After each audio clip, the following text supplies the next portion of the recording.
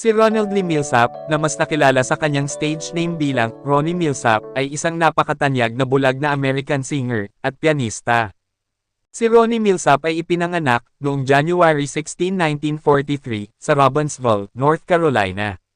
Dahil sa isang congenital disorder, ay halos bulag siya mula nang siya ay isilang.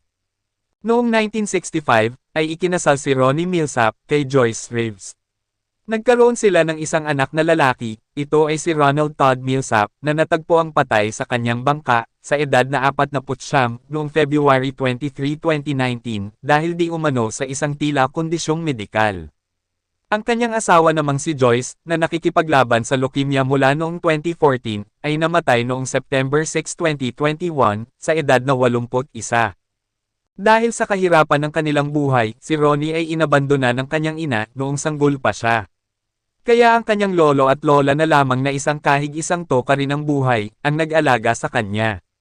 Dahil marahil sa kahirapan din ng kanilang buhay, dagdag pa ang kalagayan ni Ronnie, na halos kakatiting lang ang nakikita, dahil sa sakit niyang glaucoma, kaya naman nagmistula siyang bulag, ay napagpasyahan ng kanyang lolo at lola, na siya ay ipadala, sa North Carolina State School for the Blind and Deaf, sa Raleigh, North Carolina, sa edad na 5 taon. Once in every life. Noong bata pa lamang si Ronnie Millsap, ay nagkaroon siya ng interes sa musika, lalo na ang country music, gospel music, at rhythm and blues. At noong 7 taong gulang siya, napansin ng kanyang mga instructor, ang kanyang mga talento sa musika.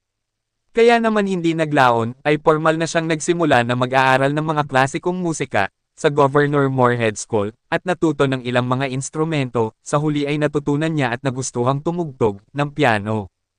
Noong siya ay 14 na taong gulang ay sinampal siya ng kamag-anak ng may-ari ng eskwelahang kanyang pinapasukan, sa hindi malamang kadahilanan.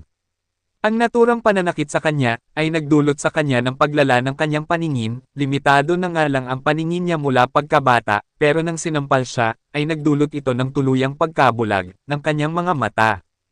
Dahil sa tagumpay sa musika, na tinamasa ni Elvis Presley noong 1965, ay nagkaroon ng interes si Ronnie Millsap, sa rock and roll music. Kaya naman ay bumuo rin siya ng sarili niyang banda, na tinawag na, Apparitions, kasama niya ang kanyang kapwa-estudyante, sa high school.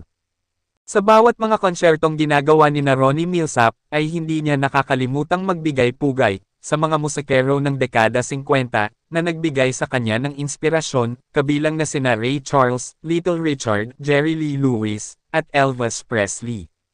Dahil sa husay at talentong ipinakita ni Ronnie Millsap, ay ginawaran siya ng full scholarship sa kolehiyo, at panandaliang nag-aral sa Young Harris College, sa Young Harris, Georgia, dahil may plano sana siyang maging isang abogado.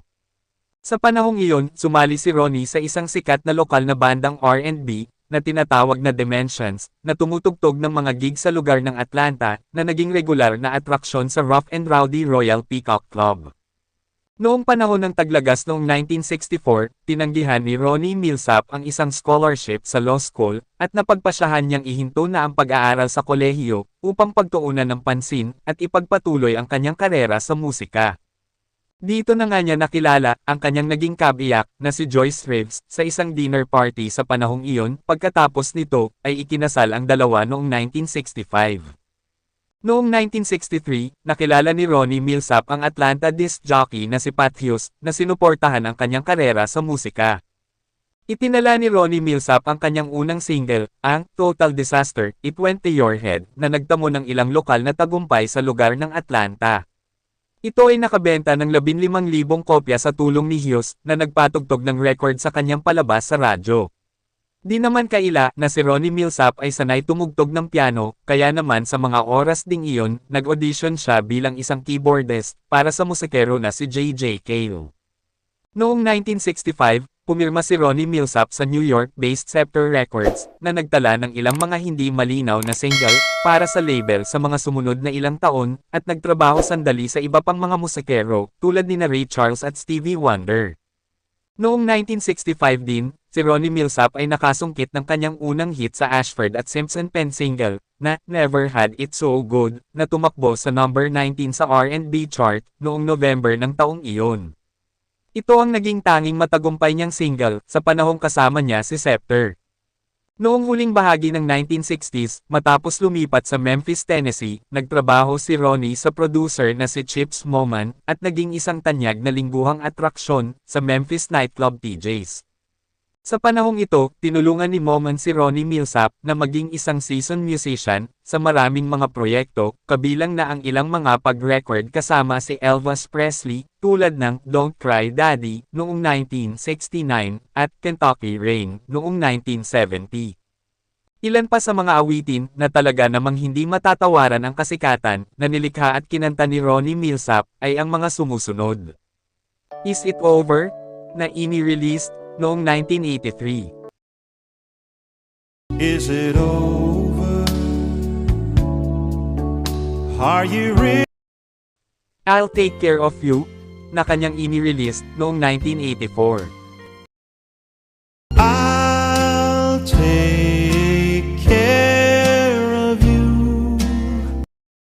At It Was Almost Like a Song, na sinulat ni Hal David at Archie Jordan. Ito ay ini-release noong 1977. Once in every life.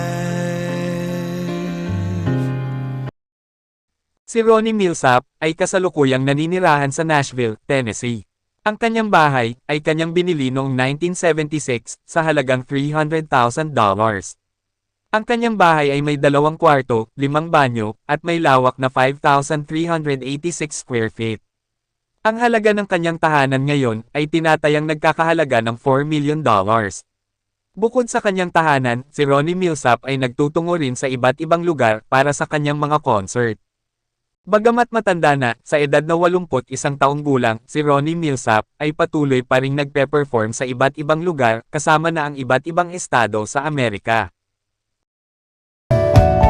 You say you can't count the times that he's hurt.